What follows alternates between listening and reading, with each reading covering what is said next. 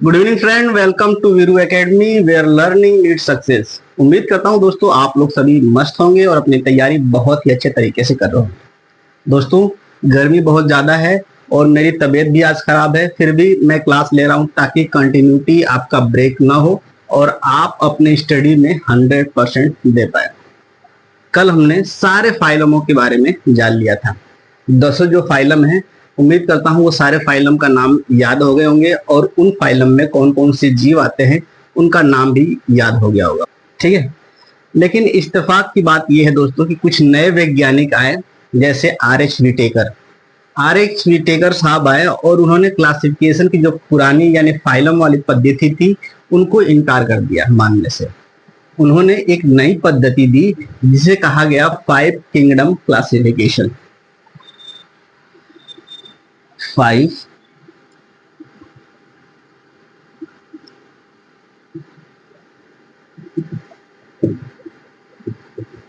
दिखाई दे रहा दोस्तों, 5 किंगडम क्लासिफिकेशन।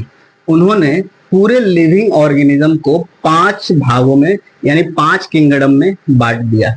पहला था मोनेरा। दोस्तों मोनेरा किंगडम के अंतर्गत वायरस और बैक्टीरिया आ जाते हैं। Virus, bacteria. फिर इसके बाद दूसरा जो किंगडम था प्रोटेस्टा। प्रोटेस्टा, इसके अंतर्गत जितने भी प्रोटोजोआ हैं ये आ जाते हैं। प्रोटोजोआ सारे किसके अंतर्गत आ जाते हैं? प्रोटेस्टा किंगडम के अंतर्गत आ जाते हैं। फिर देखना दोस्तों, तीसरा जो किंगडम था उसका किंगडम का नाम था फंजाई यानी फंगस। यह एक किंगडम ही है फंगस, इसके अंतर्गत सिर्फ फंगस ही आते हैं। चौथा जो किंगडम था वो प्लांट था और पांचवा जो किंगडम है वह एनिमल है। अब एक चीज ध्यान देना है दोस्तों, प्रोटोजोआ प्रोटेस्टा में आ गया, वायरस और बैक्टीरिया जितने भी सूक्ष्म जीव हैं वो किस में आ गए? मोनेरा में आ गए। फंजाई अलग ही एक किंगडम है। प्लांट, इसके अंतर्गत सारे प्लांट आ जाएंगे। और एनिमल के अंतर्गत जो आप फाइलम पढ़े थे जैसे एनेलिडा, मोलस्का, आर्थ्रोपोडा, इकाइनोडर्मेटा या इकाइनोकार्डेटा और कार्डेटा, ये सारे जो फाइलम हैं वह किसके अंतर्गत आ जाएंगे? एनिमल किंगडम के अंतर्गत आ जाएंगे। दोस्तों ये रहा कुछ पॉइंट जो कल छूट गए थे।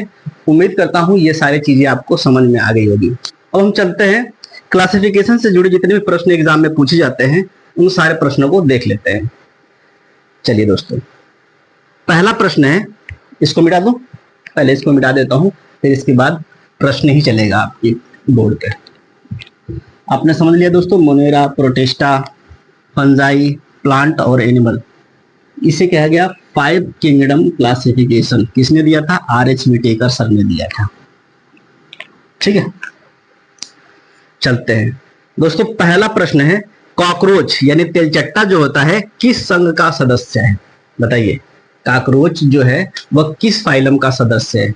तो कॉकरोच हमने बताया था जितने भी कीड़े मकोड़े होते हैं वो आर्थ्रोपोडा ग्रुप के आ जाते हैं। आर्थ्रोपोडा, इसमें आर्थ्रोपोडा यदि ऑप्शन होगा तो सही होगा। आर्थ्रोपोडा ऑप्शन नंबर C सही हो जाएगा। चलते हैं अगले प्रश्न पे। अगला प्रश्न है दोस्तों, जिन जीवों में रीढ़ की हड्डी यानी बैकबोन पाई जाती है वह किस संघ से संबंधित है? बैकबोन पाई जाती है, पूंछ पाई जाती है, पंख पाई जाती है, वह किससे संबंधित होते हैं? कार्डेटा ग्रुप से या कार्डेटा संघ से संबंधित होते हैं। तो इसका सही जवाब हो जाएगा ऑप्शन नंबर C, कार्डेटा। अगला प्रश्न है दोस्तों, प्रोकैरियोटिक कोशिका किस जगत में पाई जाती है? प्रोकैरियोटिक जो कोशिका होती है वो किस जगत में पाई जाती है? तो वो पाई जाती है मोनेरा,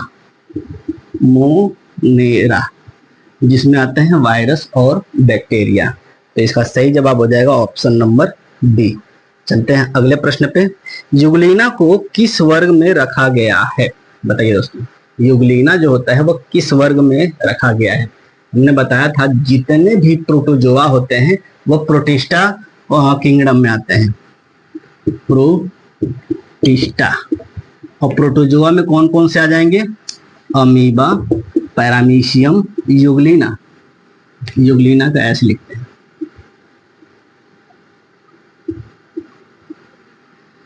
यूग्लिना। तो दोस्तों अमीबा, पैरामीशियम और यूग्लिना जो होते हैं ये एक प्रोटोजोआ होते हैं जो किस किंगडम में आते हैं? प्रोटिस्टा में। इसका सही जवाब हो जाएगा ऑप्शन नंबर बी, प्रोटिस्टा। अगले प्रश्न पे चलते हैं। नर्म शरीर वाले प्राणी किस संघ में आते हैं? बताइए, नर्म शरीर वाले जो प्राणी होते हैं वो किस संघ में आते हैं? तो यह संघ है मोलस्का, क्योंकि सिर्फ उसके ऊपरी आवरण में क्या पाया जाता है?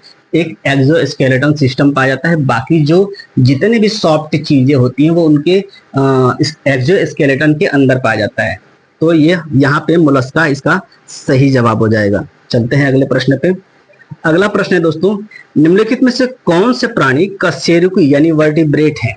बताइए, वर्टिब्रेट में स्टारफिश वर्टिब्रेट नहीं है, केकड़ा भी वर्टिब्रेट नहीं है, मेढक मेढक वर्टिब्रेट है क्योंकि यह उभयचर है और कॉर्डेटा में आता है, जबकि ऑक्टोपस भी क्या है? वर्टिब्रेट नहीं है। तो इसका सही जवाब हो जाएगा ऑप्शन नंबर सी।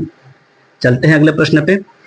किस संघ में शरीर पर खंड यानी सेगमेंट होते हैं? बताया था दोस्तों, जो केचुआ होता है, केचुआ जो होता है उसके अंतर्गत मेल और फीमेल पार्ट दोनों पाए जाते हैं। पहला, हृदय की बात करें तो इसमें 8 हृदय पाए जाते हैं, यह सेगमेंट में होते हैं। और यदि फाइलम की बात करें यानी संघ की बात करें तो लीच हो गया, नेरिस हो गया या अर्थवार्म हो गया, केचुआ हो गया, यह एनेलिडा ग्रुप में आते हैं। एनेलिडा, एनेलिडा में आते हैं। तो एनेलिडा यदि ऑप्शन में है तो सही जवाब हो जाएगा। दोस्तों एनेलिडा ऑप्शन नंबर बी इसका सही जवाब हो जाएगा। अगले प्रश्न पे चलते हैं। जेलीफिश किस संघ के सदस्य हैं? हमने बताया था दोस्तों, जो सिलेंड्रेटा होता है, सिलेंड्रेटा में आ जाता है जेलीफिश, कोरल रीफ और हाइड्रा। ये कौन से हैं? एक जलीय जीव है जो किस संघ में आते हैं? सिलेंड्रेटा संघ में आते हैं।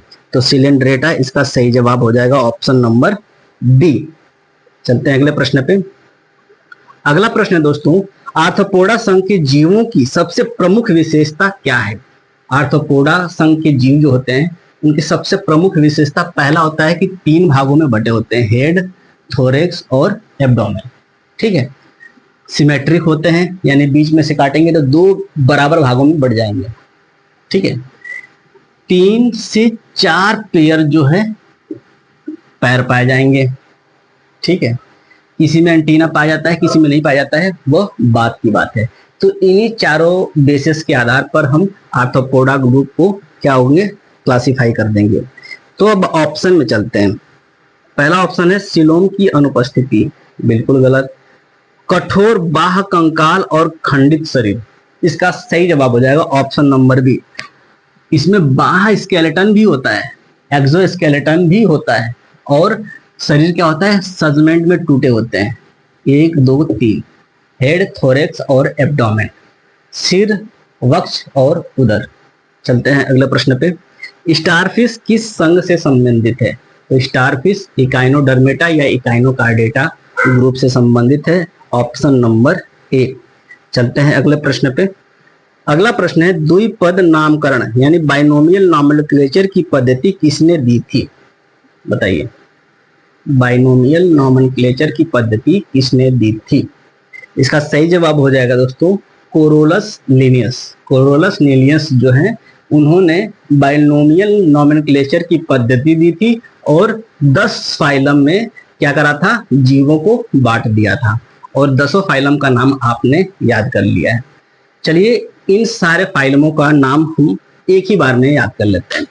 पहला फाइलम है प्रोटोजोआ, फिर इसके बाद है पेरिफेरा, फिर इसके बाद है सिलेंड्रेटा, फिर इसके बाद है प्लेटीहेल्मिन्थेस, फिर इसके बाद है एस्कहेल्मिन्थेस, फिर इसके बाद है एनेलिडा, फिर आर्थ्रोपोडा, फिर मोलस्का।